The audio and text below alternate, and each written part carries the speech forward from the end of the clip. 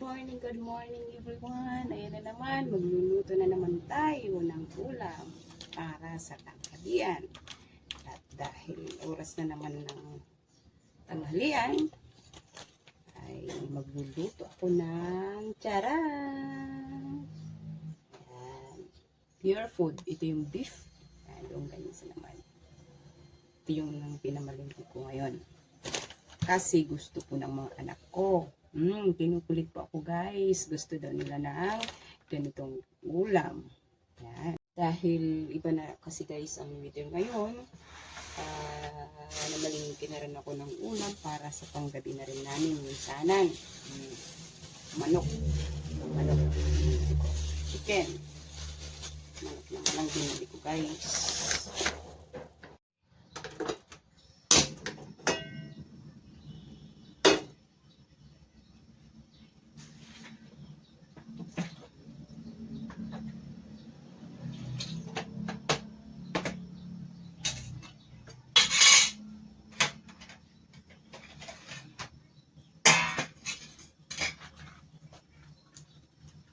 Unahin ko muna yung beef.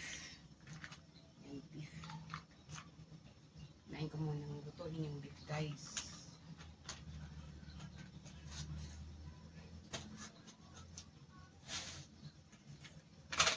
Ang sabi, huwag daw lagyan ng mantika. Wala pa akong nilagay ng mantika guys. Ayan ha. Wala akong nilagay ng mantika.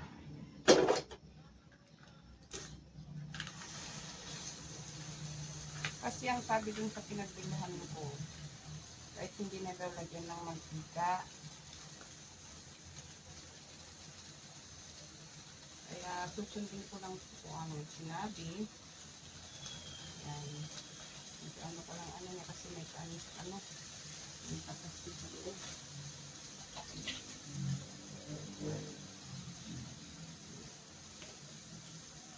So, ayan na po siya. Guys, luto na.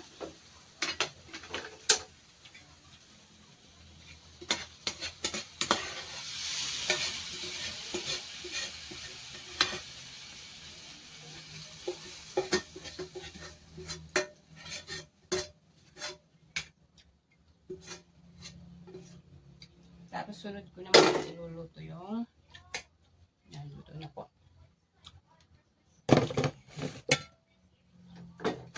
Ito ano naman longganesa.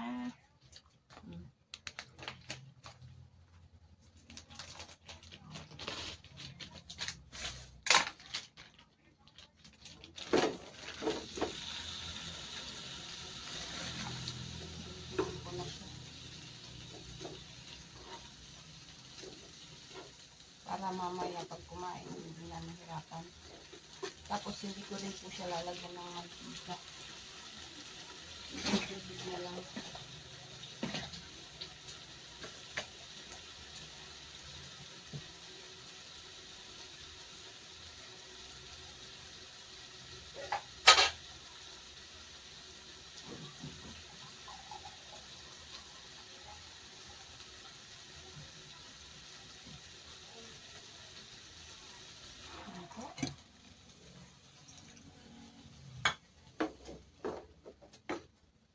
Instead na mantika po yung ilalagay ko, tubig na lang. Ayan, tapapon ko ng ganyan. Ayan na. Hindi ko nagamit yung mantika. Igilig ko muna. Ayan na.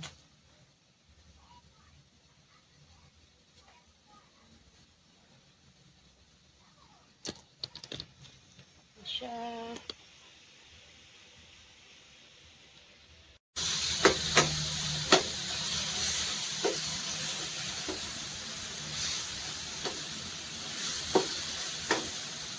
Hindi na kailangan ng mantika.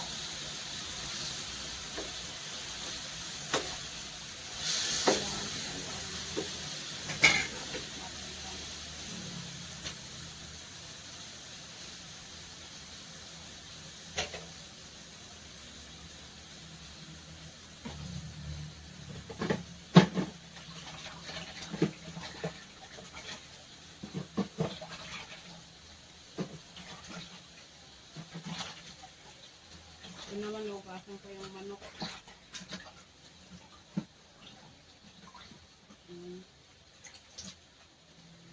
Kailangan niyang balik-balik ka rin kasi baka masunog.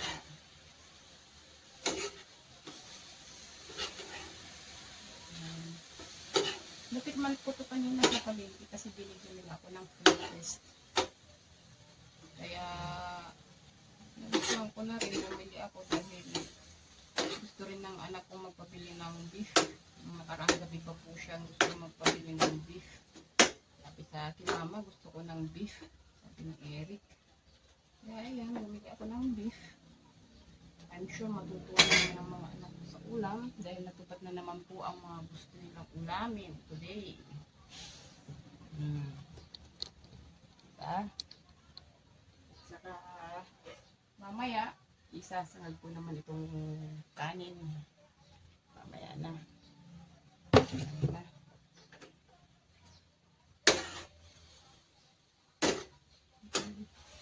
Sabi sa akin nang nagtitinda, hindi na daw kailangan ng mantika. Hindi ko nga nilagyan ng mantika. Diba? Tingnan nyo guys, yung ano niya, ganyan lang siya. Oh. Ganyan lang siya. Kunting apoy lang. Maliit lang ang ano ng apoy. Kasi baka masunog. Hindi ko na siya nilagyan ng mantika.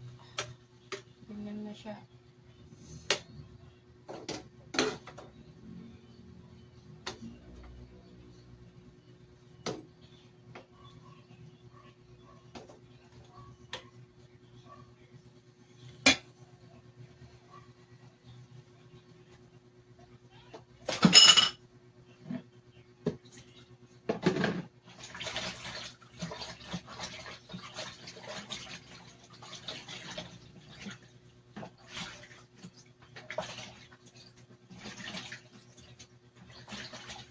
Susunod ko naman ito yung manok.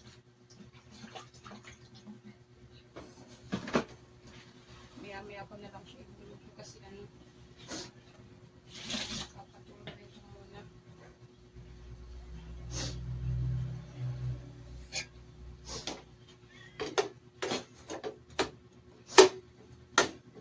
Wait, ako yung kanin na.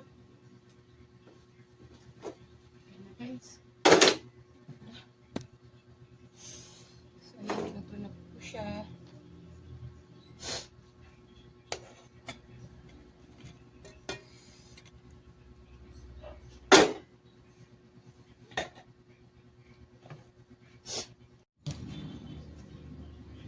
Sasangag ko daw yung kanin. Hindi na rin ako nagmantika. Hindi na rin po ako naglagay ng mantika.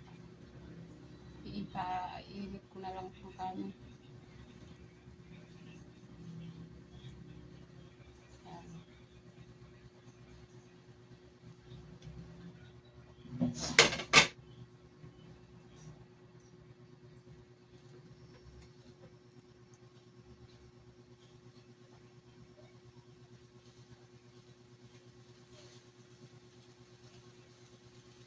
May kamay ko na.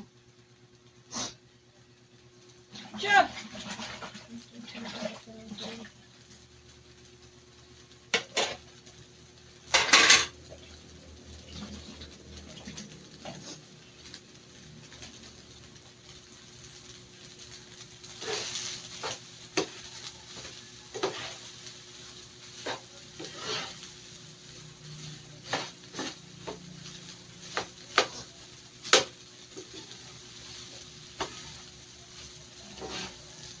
Ako na rin sinilagyan ng asin. Pinag-record dito ng mga ito, ayun lang pampalasa.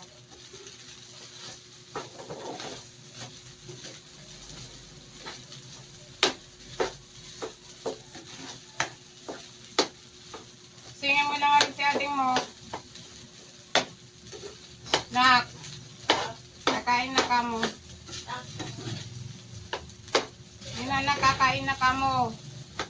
Isingin mo na siya. Oo. Hindi mo lang dahil na tulog ko yan. Ha? Kain na lang kapag Subukan mo lang. Kakain ka mo, anak, ading. Ayan, tinatawag ko na po yung mga anak ko para makakain na sila. Hindi na po.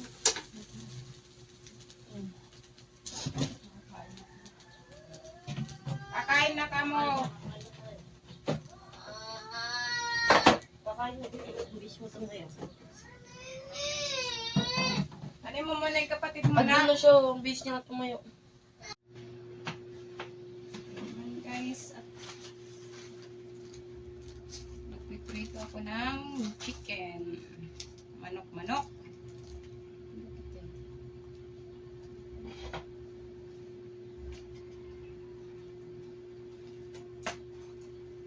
Punta na, nak.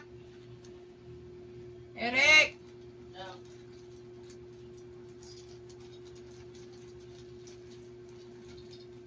Dali na, nak.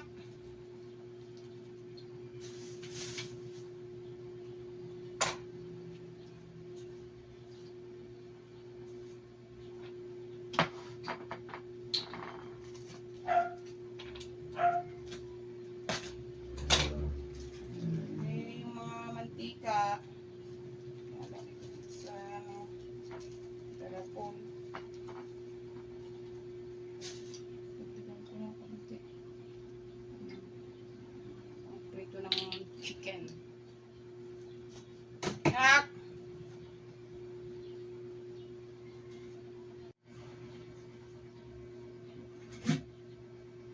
Ati! Ako! Magpa-autos ka naman, ah. Eh? Kasi pang maibuhos yung ano. Yun lang. Ayun lang bibili. Bili ka ng ano, yellow. Bili ko ng konting ano kasi.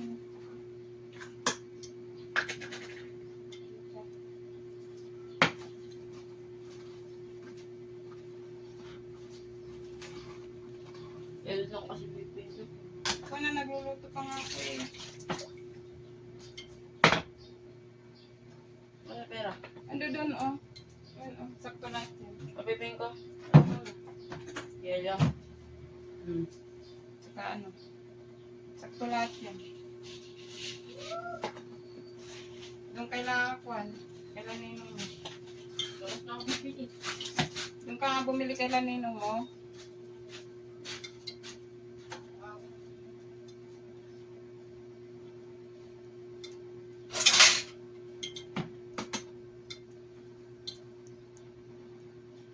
At syempre, kailangan i-ready itong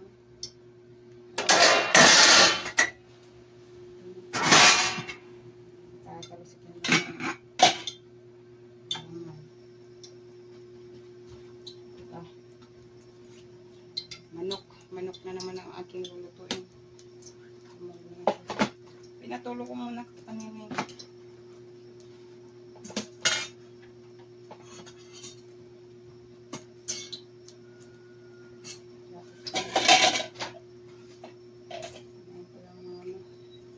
Dalawang paa.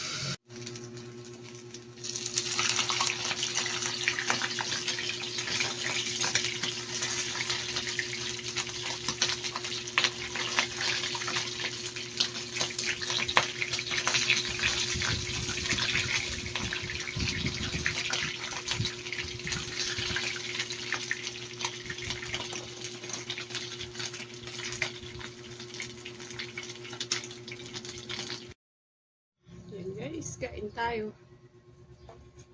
Mangan. Tinatira pang gulay. May repolyo katabi. May sardinas. Kainin ko na lang.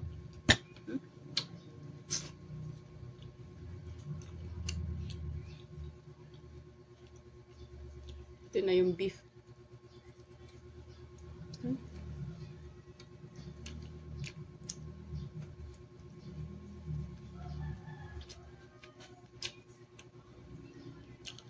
Ito naman yung kanisa.